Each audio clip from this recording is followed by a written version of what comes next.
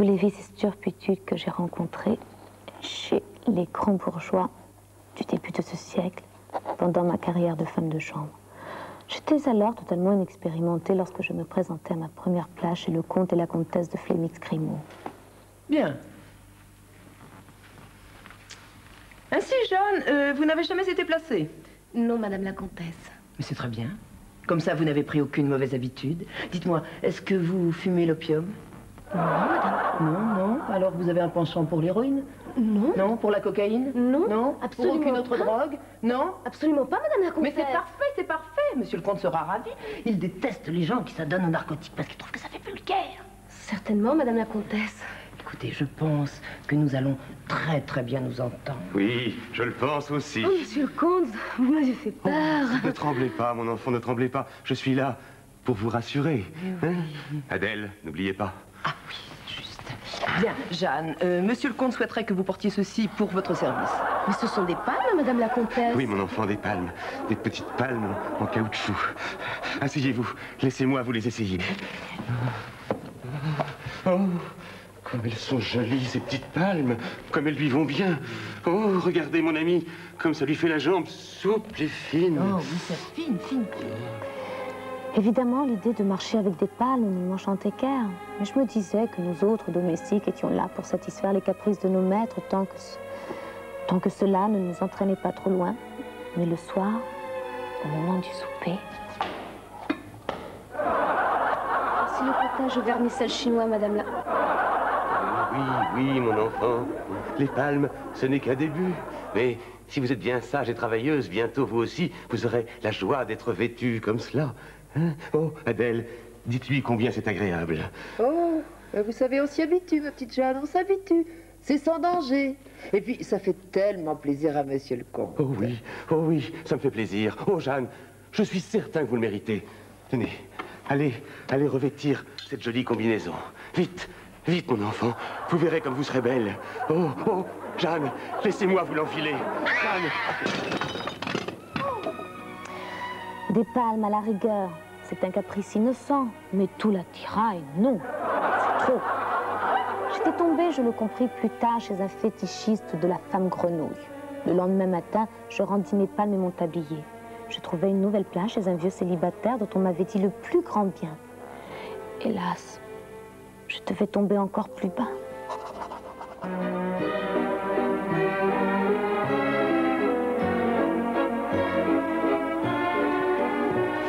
Je suis bien chez le marquis de Vaudreuil.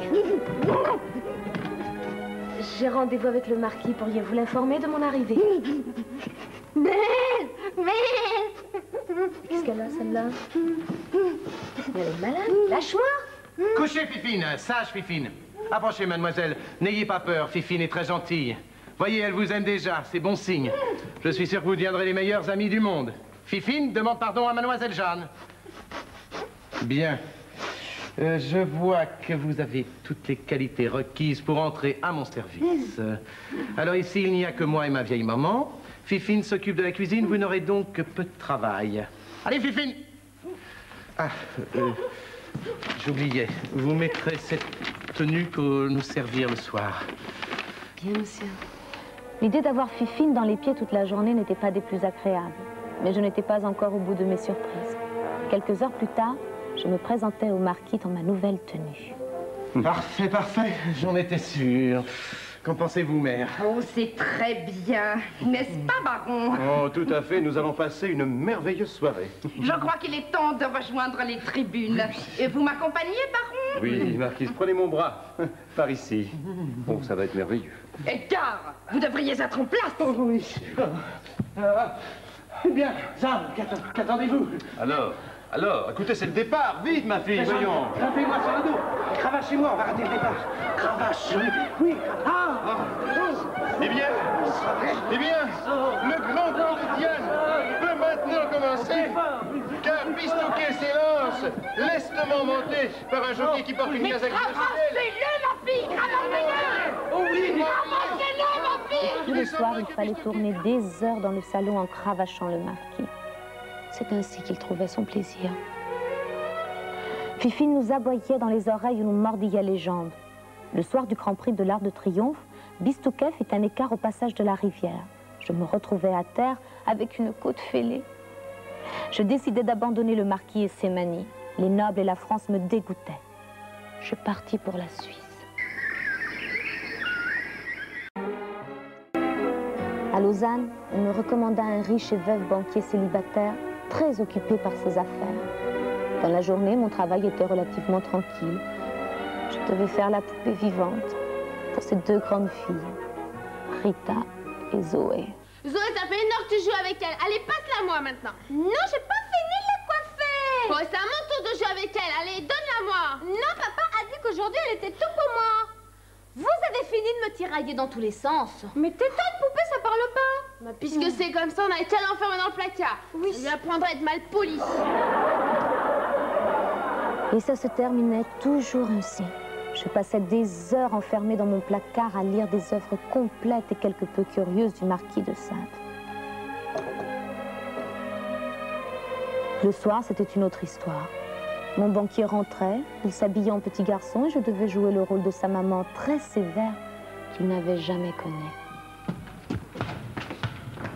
Non, mais regarde-moi ça, dans quel état il rentre. Mais où est-ce que tu t'es encore fourré? Bah, c'est pas de ma faute. Ce sont les autres, ils m'ont poussé dans la boue.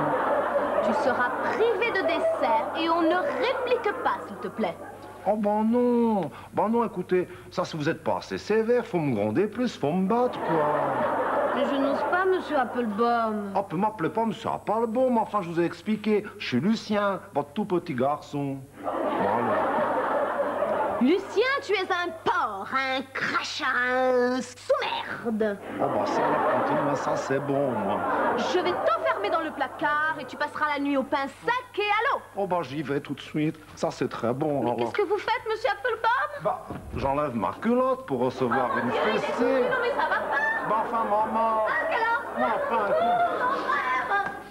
Pour moi qui n'avais jamais vu ces choses-là de la vie, c'était trop. J'en fus traumatisée pendant des années. Auprès de la maison de repos où je tentais de me remettre de mes émotions, habitait un brave garçon.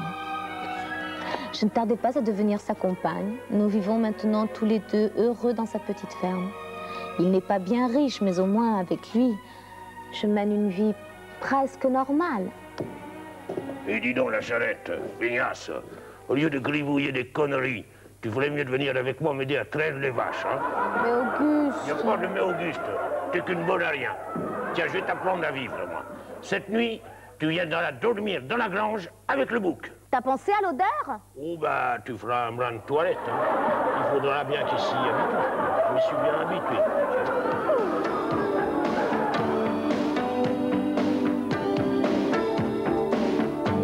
Si l'on m'avait conseillé,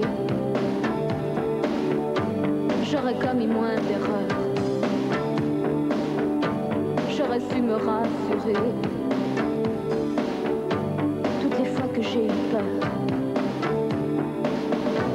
je me serais blottie au chaud, à l'abri d'un vent trop fier, et j'aurais soigné ma peau, blessée par les froids d'hiver. J'aurais mis de la couleur sur mes joues et sur mes lèvres. Je serais devenue jolie. J'ai construit tant de châteaux qui se réduisaient en sable. J'ai prononcé tant de noms qui n'avaient aucun visage. Trop longtemps je n'ai respiré autre chose que de la poussière. Je n'ai pas su me calmer chaque fois que je manquais d'air.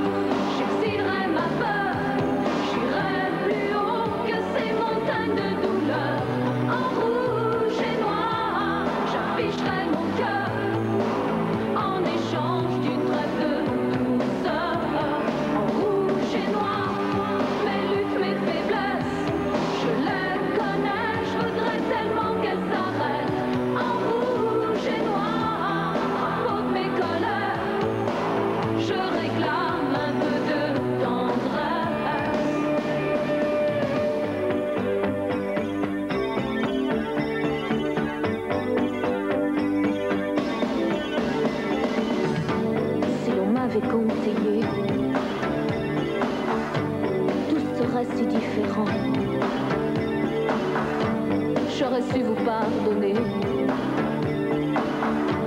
Je serai moins seule à présent. Somnambule, j'ai trop couru dans le noir des grandes forêts.